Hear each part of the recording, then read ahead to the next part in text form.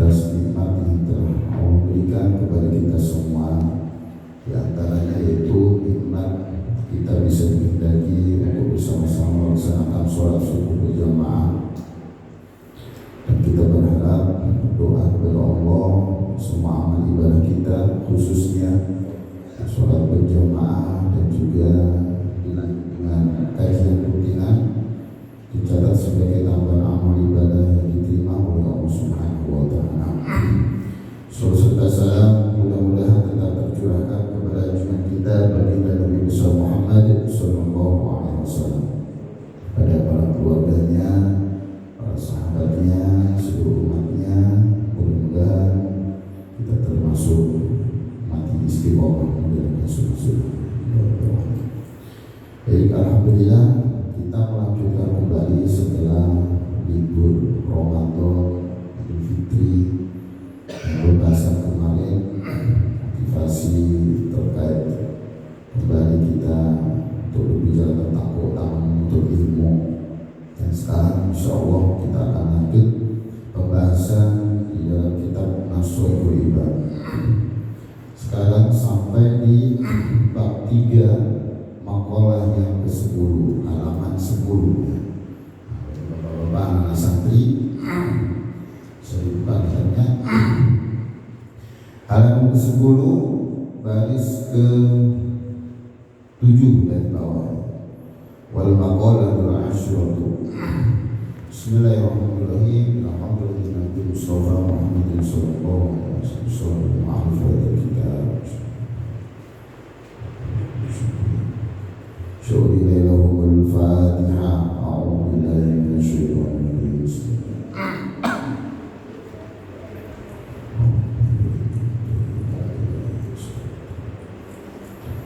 Bismillahirrahmanirrahim. Qala al-mu'allif rahimahullah wa nafa'ana bihi. Wal maqalatul asyratu, nasihat yang ke-10. Qala Nabi sallallahu alaihi wasallam, Nabi Muhammad sallallahu alaihi wasallam bersabda. Berarti nasihat yang ke-10 berupa hadis Nabi. Bentuk hadisnya salasatu nafar, 3 golongan. Yudhilluhumullahu tahta dhilli arsyihi, 3 golongan yang akan diberikan naungan oleh Allah tahta dhilli arsyihi, di bawah naungan arsy-Nya. Yaumana dhilla illa dhilluh, pada hari yang tidak ada naungan kecuali hanya naungan Allah. Ay yaumal qiyamati, yakni pada hari kiamat. Ada 3 golongan. 3 golongan ini yang akan diberikan naungan oleh Allah nanti di hari kiamat, di mana naungan ini tidak ada naungan lagi selain naungannya dari Allah Subhanahu wa Ta'ala. Yang pertama dan yang kedua kemarin sudah kita bahas. Yang pertama, al-mutawaddi'u fil makari, orang yang berwudu dalam keadaan makari, yang memberatkan. Jam'u makruhin bi fathil mimi wa ra'i, jama' dari makruhin. Makruhin yaitu di fathah mimnya dan ra'nya, makruhin. Ai fi awqatil masyaqqati, yakni pada waktu-waktu yang memberatkan. Wa hiya awqatil bardi syadidi, yang dimaksud dengan waktu yang memberatkan yaitu di waktu-waktu yang sangat dingin. Itu kemarin sudah kita bahas. Salah satu dari 3 golongan yang akan mendapatkan naungan dari Allah nanti di hari kiamat, yaitu orang yang senantiasa berwudu. Masya Allah ya. Dan yang kedua, wal masyi ilal masajid fi dzulami, orang yang berjalan ke masjid pada waktu malam gelap gulita, li ajli sholati ma'al jamaati, untuk melaksanakan sholat berjamaah. Masya Allah, khususnya di waktu malam. Waktu itu berarti maghrib, isya, subuh secara khusus. Karena 3 waktu khususnya isya dan subuh itu banyak sekali. Kemudian di antara kita yang merasa berat untuk melaksanakan sholat berjamaah di masjid, makanya keutamaan sangat besar sampai masuk 3 golongan yang akan mendapatkan naungan nanti di hari kiamat. Ini informasi yang sangat membahagiakan khususnya buat anak-anak santri yang 5 waktu pasti sholat di masjid. Naungan ini sekarang terlihat terdengar biasa saja, tapi pada waktu-waktunya nanti pada hari kiamat pasti akan merasakan bahagia yang sangat-sangat besar sekali, karena tidak ada naungan Allah kecuali hanya naungannya. Tidak ada naungan selain Allah kecuali hanya naungan Allah, dan itu diberikan di sini hadis Nabi hanya 3. Ya tentu banyak lagi yang berikut-berikutnya di hadis yang lain. Oke, itu yang kedua. Terus kemudian yang ketiga, ini yang masuk pembahasan kita di pertemuan pada pagi hari ini, yaitu wa mut'imul ja'i, memberi makan kepada orang yang lapar. Wal maqalatul hadithil hadiyah asyratul ta'am. Yang ketiga yaitu memberi makan kepada orang yang lapar. Ternyata dengan kita memberi makan kepada, khususnya kepada al-ja'i, yaitu orang yang lapar, ternyata itu merupakan bagian dari golongan yang akan mendapatkan naungan. Kemudian ketika diinformasikan dalam hadis ini bahwa memberi makan kepada orang yang lapar secara khusus itu sampai kemudian mendapatkan naungan dari kiamat, karena itu merupakan amalan yang sangat besar dan tidak semua orang bisa melaksanakan suatu amalan. Siapapun dia, apapun profesinya, termasuk anak-anak santri. Ya, mulai dari sekarang belajar harus berbuat baik dengan teman-teman, ya, sama sahabat, sama orang. Dilatih dari sekarang. Makanya sangat besar sekali keutamaannya, karena memang kita semua Allah diciptakan di muka bumi ini tidak sendiri. Kita diciptakan di muka bumi ini, kita sebagai makhluk sosial yang memang diperintahkan untuk saling berkasih sayang. Karena dengan kita berkasih sayang, tentunya akan mendapatkan kesayangan atau bentuk sayangnya Allah kepada kita. Kalau kata Nabi, ar-rahimun mayarhamuhum, orang yang berkasih sayang itu akan disayang oleh Allah, oleh Sang Maha Penyayang. Karena Allah sendiri adalah Maha Penyayang. Allah sendiri Maha Pengasih. Ketika kita sebagai hambanya menjadi penyayang, pengasih, maka akan disayang oleh Allah Subhanahu wa Ta'ala yang Maha Penyayang. Irhamu man fil ardh yarhamukum man fis sama, kata Nabi, ya. Sayangilah makhluk yang ada di bumi, siapapun mereka, apapun mereka. Apapun mereka berarti makhluk-makhluk selain manusia. Semua makhluk yang ada di bumi kita diperintahkan untuk menyayangi. Ketika kita sayang kepada makhluk yang ada di bumi, yarhamukum man fis sama, janjinya Allah melalui Rasul, maka kita akan disayang oleh penduduk langit. Malaikat akan sayang sama kita. Apalagi yang menciptakan malaikat, apalagi yang menciptakan kita, yaitu siapa? Allah Subhanahu wa Ta'ala. Makanya perintah dari baginda Nabi Muhammad SAW, ya ayyuhan nas, wahai manusia, afsyus salam, sebarkanlah salam. Afsyus salam, sebarkan salam. Wat'imu tu'an, berilah makan. Wasallu bil-lail, sholatlah malam. Wanasi niyam, sedangkan manusia dalam keadaan lelah, tidur. Yadkhulul jannata bisalam. Kalau begitu engkau akan masuk surga dengan selamat. Jadi kita diperintahkan untuk tebarkan salam, memberi makan. Salah satu perintah dari situ sesuai dengan hadis yang tersebut, maka kita akan dimasukkan surga. Tuh, Masya Allah. Karena seberapapun dari dosa yang kita lakukan, berapa banyak pun dosa yang kita lakukan, itu ternyata bisa Allah ampuni dosa-dosa itu melalui amalan yang satu ini, yaitu memberi makan. Nah, ini juga memotivasi anak-anak santri harus cita-cita jadi orang yang bermanfaat. Itu gitu ya, Buddha, Iqbal, semuanya dengan ilmu yang bisa kita kaji, munculkan cita-cita saya jadi orang kaya, begitu ya. Jadi orang kaya, saya bisa bermanfaat buat orang-orang yang di luar sana yang sama membutuhkan. Nah, itu mulai dari sekarang munculkan, karena keutamaan jadi orang yang kemudian baik, suka memberi, itu sangat besar sekali. Sampai diinformasikan rewardnya yaitu naungan. Itu luar biasa di hari kiamat. Hari kiamat itu hari yang dimana yang sangat-sangat membuat semua begitu panik. Siapapun dia, semuanya akan merasakan panik yang luar biasa. Tapi ternyata ada orang-orang yang anggap spesial, satu mendapatkan naungan ada di situ. Yaitu diantaranya tadi sudah disampaikan, orang yang sedang berwudu, menjaga wudu, terus kemudian orang yang berjalan ke masjid untuk melaksanakan sholat berjamaah, dan orang yang memberi makan. Itu luar biasa. Kenapa kemudian ada naungan yang Allah kemudian jaminkan? Kemudian sampai kemudian di hadis Nabi itu, yadkhulul jannah bisalam, engkau akan masuk surga dengan selamat, karena sudah otomatis dosa-dosa yang dilakukan pun itu juga akan berguguran. Nah gitu ya, itu yang harus ya, berguguran dengan kita berbuat baik sama orang. Bagaimana kisah seorang pelacur sekalipun, hadis Nabi dari kalangan Bani Israel, seorang pelacur sekalipun berapa besar dosanya kira-kira kalau menurut kita?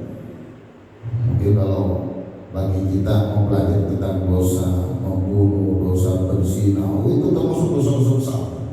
Dan ini kerjanya pelacur. Tapi luar biasanya ketika pelacur ini melihat bahwa ada anjing yang terus berputar terus di sebuah sumur, karena dilihat anjing ini sangat kehausan sampai kemudian terlihat mau mati. Sehingga karena kasih sayangnya kepada anjing tersebut, bukalah sepatu dia dari kulit, ambillah itu air dari sumur, diangkat kemudian diminumkan ke anjing. Ternyata dikabarkan dari hadis Nabi tersebut, dia masuk surga karena diampuni dosa-dosanya, diampuni berkat ada kasih sayang, memberi minum, melihat gak teganya seorang pelacur kepada anjing yang hampir mati karena kehausan. Ada lagi kisah seorang laki-laki yang banyak dosa tentunya, turun ke sumur pengen ngambil air. Begitu naik ke atas sudah saking capeknya, lelahnya, kehausannya, dilihat di atasnya ada anjing yang ternyata haus pula. Di hatinya tumbuh, anjing ini lebih haus daripada saya, sehingga dikasihkanlah kemudian air tersebut kepada anjing itu. Ternyata digambarkan semua dosanya diampuni oleh Allah berkah memberi minum makhluknya Allah. Itu anjing, itu makhluk selain manusia, apalagi kalau manusia, terus kemudian juga sesama dari kalangan kita, terus kemudian kita juga senantiasa punya hak untuk kemudian merasakan kita sama-sama bahagia dan seterusnya. Nah, termasuk dalam kitab ini juga dijelaskan di keterangan di bawah itu ya, di belakangnya. Imam Al-Ghazali, ya pernah dengar ya, anak-anak santri khususnya dan bapak-bapak semua yang mendengarkan, termasuk yang sahabat-sahabat yang mungkin ada kesempatan mendengarkan di YouTube ya, insya Allah bermanfaat. Nah, Imam Al-Ghazali luar biasa, karangan kitabnya super luar biasa, termasuk karangan kitab yang populer di pesantren, Ihya Ulumuddin. Di situ juga dijelaskan, di kitab ini juga dijelaskan. Begitu luar biasanya aktivitas Imam Al-Ghazali tidak lain yaitu selalu berkecimpung dengan ilmu, termasuk hasil karya kitabnya luar biasa. Suatu saat ketika beliau sibuk dengan menulis ilmu, ini alasan dia, tiba-tiba ada lalat datang ya menghampiri Imam Al-Ghazali. Ternyata kemudian bersinggah di pensilnya atau di alat tulisnya Imam Al-Ghazali. Ternyata kemudian tertujulah lalat itu kepada wadah tinta, dan ternyata lalat ini begitu nikmatnya menikmati tinta yang sedang digunakan oleh Imam Al-Ghazali. Tapi Imam Al-Ghazali yang begitu luar biasanya, beliau berhenti sejenak untuk membiarkan seekor tinta yang harusnya itu dipakai untuk terus menulis tulisan Imam Al-Ghazali, tapi dibiarkan untuk memberi kesempatan pada seekor lalat yang tentunya kehausan dan ingin itu. Nah, singkat cerita, ketika kemudian beliau wafat, ada seorang laki-laki yang bermimpi bertemu dengan Imam Al-Ghazali. Dalam mimpi tersebut terjadilah dialog. Singkat ceritanya, seorang laki-laki bertanya, "Wahai Imam, apa yang Allah berbuat kepadamu? Di hadapan Allah kau diperlakukan seperti apa?" Terus kemudian Imam Al-Ghazali, "Aku menceritakan semua amalku dari kecil sampai besar, semua diceritakan. Ternyata semua itu tertolak. Cuma yang terima satu. Dia menceritakan ketika aku sibuk menulis, terus kemudian ada seekor lalat bersinggah, aku biarkan. Karena terlihat lalat ini sangat haus, aku biarkan dia menikmati minumnya dari tinta yang aku pakai itu. Ternyata dari amal itulah yang menjadikan aku akhirnya Allah panggil masuklah ke surga bersama Allah.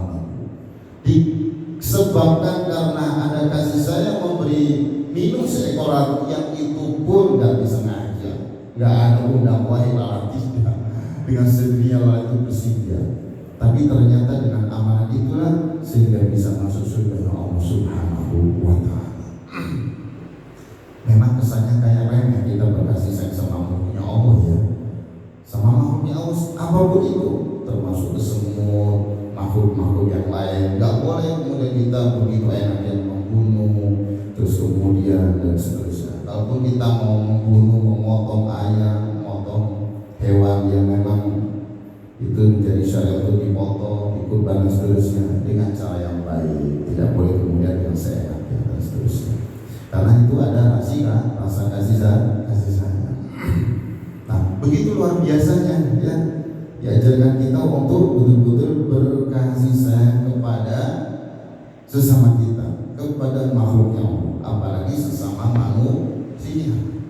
Nah, kalau begitu khususnya anak-anak santri dengan tahu informasi-informasi ilmu-ilmu ya dari para ulama-ulama kita, terus di dalam kitab ini, maka memotivasi kita untuk betul-betul bisa berkasih sayang kepada temannya, berkasih sayang kepada keluarganya, berkasih sayang kepada tetangganya, siapapun mereka, tetangga kita harus muncul rasa kasih sayang.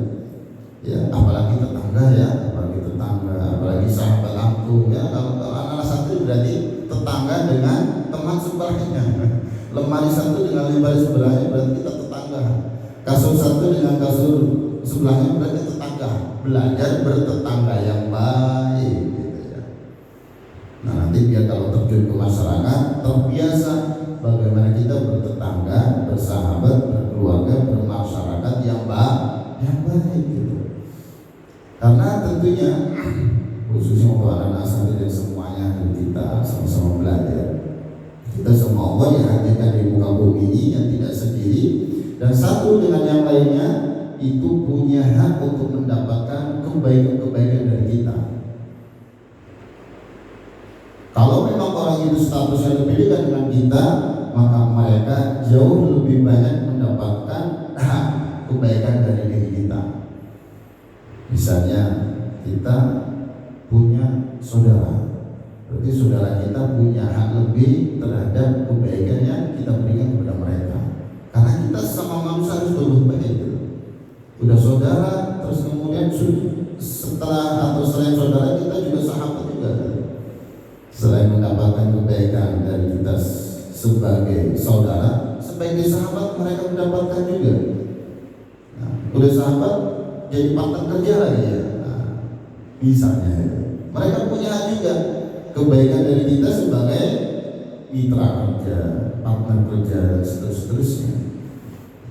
Ternyata juga mereka tetangga kita, mereka akan nambah lagi haknya dari diri kita. Mereka punya hak lebih untuk mendapatkan kebaikan dari diri kita sebagai tetangga kita. Sudah nambah lagi ya. Terus mereka sesama agama dengan kita, sama muslim misalnya, mereka punya hak lebih lagi, ditambah lagi hak mereka mendapatkan kebaikan dari kita dari sesama muslim. Terus kemudian tambah lagi dari tetangga. Walaupun misalnya agama beda dengan kita, tapi mereka juga merupakan tetangga kita. Siapapun mereka, apapun sukunya, agamanya, mereka tetap mendapatkan hak kebaikan dari kita sebagai tetangga. Makanya Rasul sangat pesan sekali, maka yu'minu billahi wal yawmil akhir falyukrim jarahu. Barang siapa yang beriman kepada Allah dan hari akhir, maka hendaknya memuliakan tetangganya.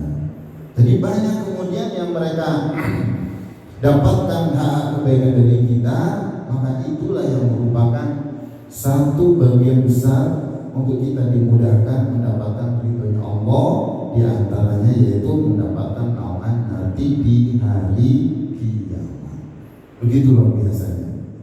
Maka memang betul harus kita asah gitu diri ini untuk terus bisa belajar untuk bisa kemudian berbuat baik kepada siapapun di antara kita, terutama kepada diri kita sendiri. Harus betul-betul baik ya. Itu ya anak-anak santri yang harus betul-betul baik. Jangan sampai baik kepada orang tapi kepada diri sendiri gak baik. Maksudnya bagaimana sih itu saat itu? Ya kalau kita tahu bahwa amalan ini, amalan itu akan membuat diri ini bahagia dunia dan juga akhirat. Kita tahu bahwa misalnya dengan sholat, misalnya dengan puasa, dengan amal ini, dengan amalan itu, kita tahu bahwa itu ternyata membawa manfaat sangat besar buat diri ini. Nah, dengan begitu maka kita kemudian biarkan diri ini tidak melakukan itu, tidak mengamalkan itu. Berarti kan sangat menyayangkan sekali kepada diri sendiri. Contoh misalnya tentang masalah sholat, ya, bahwa inna sholata tanha 'anil fahsya'i wal munkar. Sesungguhnya sholat itu bisa mencegah perbuatan keji dan munkar. Jadi kalau kita sholat, ternyata itu Allah beri solusi kita untuk bisa jauh dari perbuatan keji dan munkar. Yang mana menjauh dari perbuatan keji dan munkar, itulah sebenarnya takwa. Sedangkan orang yang bertakwa itulah merupakan orang yang disayang dan sangat dicintai oleh Allah. Kenapa? Modal bekal utama kita untuk bahagia dunia akhirat adalah takwa. Kan begitu. Wasdadu fa inna khairu zati taqwa wattaqun ya ulil albab. Carilah perbekalan karena sesungguhnya sebaik-baik bekal adalah takwa. Maka kalau kita pilih takwa kita terus meningkat, harus kita jaga sholat kita. Berarti dengan sholat maka itu menjadi solusi kita untuk bisa menjadi orang bertakwa.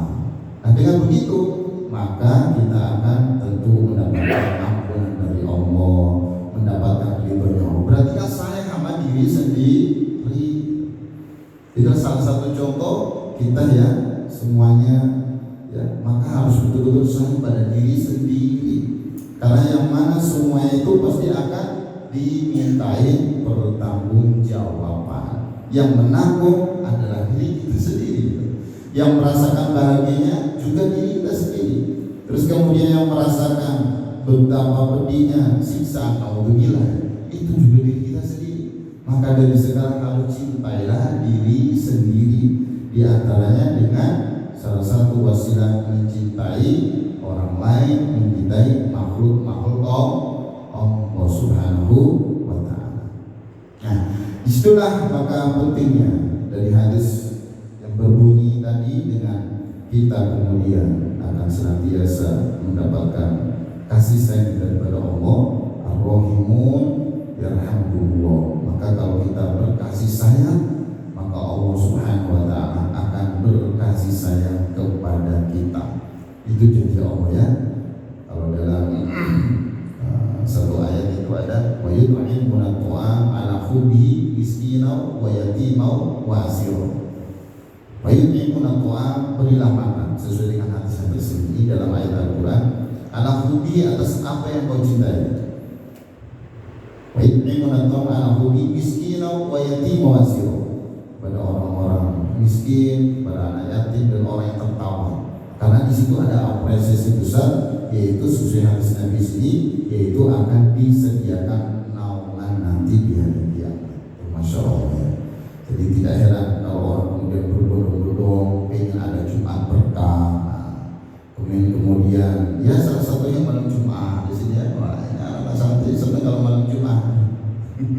Gitu kan, alhamdulillah itu. Ya kita doakan kan begitu ya. Tapi semua itu kita serahkan kepada Allah. Nah, itu suatu hal yang sangat luar biasa. Tapi karena memang nggak semua orang, ya nggak semua orang untuk bisa mengamalkan. Karena itu semuanya bagaimana Allah Subhanahu Wa Taala menghendakinya. Karena itu bagian daripada kita untuk juga merupakan salah satu sarana kita untuk bisa mendapatkan banyak kebaikan. Di antaranya yaitu kebaikan daripada rezeki yang Allah berikan kepada kita. Jadi selain daripada naungan nanti di hari kiamat, itu jaminan atas rezeki kita itu akan semakin berkah, semakin banyak, semakin bermanfaat, semakin nantinya akan menjadikan diri kita ini semakin takwa dekat sama Allah. Itu sangat besar sekali. Makanya naungan itu, kenapa mau dijaminan naungan? Itu karena dari hal-hal yang lain pun juga Allah akan jaminkan untuk bisa dijaga oleh Allah Subhanahu Wa Taala. Pertama misalnya ya, ketika kita kemudian Allah izinkan dan Allah karunia rezeki, terus kemudian kita menjalankan yang ada di hadis tersebut, wa mut'im tu'am, memberi makan khususnya kepada orang yang lapar misalnya ya, maka di situ ternyata akan menjadikan harta kita semakin berkah, akan semakin bertambah. Mana kosot sodaqatun mimmal, kata Nabi, tidak akan berkurang harta yang akan disedekahkan. Nah, itu jaminan dari Nabi. Ketika kita bersedekah nggak mungkin tambah berkurang, justru bal yazdad kata Rasulullah, akan terus bertambah. Belum lagi dengan kemudian kita bersedekah, salah satu memberi makan, maka satu suapan yang akan dinikmati oleh orang yang kemudian kita beri makan, ternyata itu akan menghadirkan banyak pahala.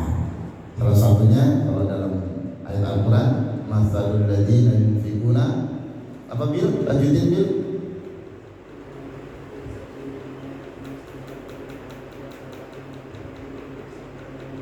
Masya Allah ya. Matsalul ladzina yunfiquna amwalahum fi sabilillah kamathali habbatin ambatat sab'a sanabila fi kulli sumbulatin mi'atu habbatin. Jadi perumpamaan orang yang menginfakkan jalan Allah ya, itu ternyata luar biasa, seperti satu biji yang kemudian tumbuh 7 tangkai dan masing-masing tangkai terdapat 100 biji. Berarti kalau kita sedekah satu akan dilipat gandakan menjadi 700 kali lipat. Itu janji Allah ya. Tuh Masya Allah. Belum lagi kalau kita, mohon maaf, bicara tentang memberi makan. Misalnya orang yang kemudian sangat membutuhkan, terus kemudian kita beri makan, terus akhirnya orang tersebut merasa kenyang. Dengan kenyangnya dia itu akan semakin semangat ibadah. Dengan dia kenyang akan semakin semangat bekerja, semakin semangat untuk meniti perjalanan hidupnya sangat panjang dan lain sebagainya. Ternyata berkah aluran tangan dari kita. Apakah kemudian dia semakin semangat ibadah, semakin semangat bekerja, semakin semangat aktivitas dan lain sebagainya itu, maka tentunya kita akan mendapatkan bagian daripada pahala yang mereka perbuat juga. Karena itu bagian kita menjadi pelopor kebaikan. Man sanna fil Islam sunnatan hasanatan falahu ajruha wa ajru man amila biha ba'dahu min wadi ayyan kusu min ujuri syai'. Rawahu Muslim. Barang siapa yang menjadi pelopor kebaikan dalam Islam, maka baginya pahala dan pahala orang yang mengikutinya tanpa mengurangi pahala mereka sedikit pun. Jadi kita justru malah mendapatkan 2 pahala, 2 kebaikan. Itu Masya Allah ya. Termasuk kalau kita dalam bulan Ramadan, kita sering ikut berbagi buka bersama ya, ikut kita kemudian memberi bukaan. Itu luar biasa. Selain kita dapat pahala kita puasa, kita pun juga akan mendapatkan pahala orang-orang yang sudah berbuka atas rezeki yang Allah titipkan kepada kita. Terus bertambah kalau kita bicara tentang pahala. Tapi tentu semua amal yang kita lakukan itu pada intinya yaitu kita tertuju untuk meraih ridhonya Allah Subhanahu wa Ta'ala. Itulah pembahasan di pagi hari ini ya terkait 3 golongan yang Kemudian Allah akan beri naungan nanti di hari kiamat, ya, yang mana naungan itu tidak ada naungan selain naungannya Allah Subhanahu wa Ta'ala, ya, yang hanya ada naungan Allah. Maka tiga golongan tersebut orang yang suka berwudu, dan pastinya sebelum kita melakukan ibadah tertentu pasti kita berwudu, seperti sholat harus berwudu dan ibadah-ibadah yang lain. Berarti secara tidak langsung kita pun tiap hari pasti akan terus berwudu, ya, khususnya ketika kita menjelang sholat 5 waktu atau sholat sunnah dan lain-lainnya. Terus kemudian yang kedua yaitu berjalan ke masjid, ya, untuk menguatkan kembali berjalan ke masjid di waktu malam, khususnya untuk melaksanakan sholat berjamaah. Mudah-mudahan kita bisa untuk senantiasa istiqomah melaksanakan ibadah. Mungkin itu yang bisa disampaikan. Insyaallah pembahasan berikutnya wal maqalatu hadza syaitan qila li Ibrahim alaihissalam, yaitu nasihat yang ke-11 dikatakan kepada Nabi Ibrahim alaihissalam. Wah, ini lebih menarik dari Aisyah takhadallahu khalilan. Jadi dengan apa sih kau bisa mendapatkan predikat khalilullah? Wah, ternyata kalau kita lihat di bawahnya itu, nanti kita bahas berikutnya, ya. Salah satunya yaitu beliau tidak makan pagi dan sore kecuali beliau mendatangkan tamu, ya, illa ma'adhaif. Luar biasa, ya, itu salah satu, ya. Beliau tidak kemudian sarapan, tidak kemudian makan di sore hari, illa ma'adhaif, kecuali beliau mendatangkan tamu. Bahkan kalau keterangan di sini sampai 2 mil pun beliau kejar orang untuk diajak makan. Itulah yang mendasari beliau akhirnya mendapatkan sang khalilullah, kekasih Allah. Insya Allah kita akan bahas berikutnya. Baik, itu aja kurang lebih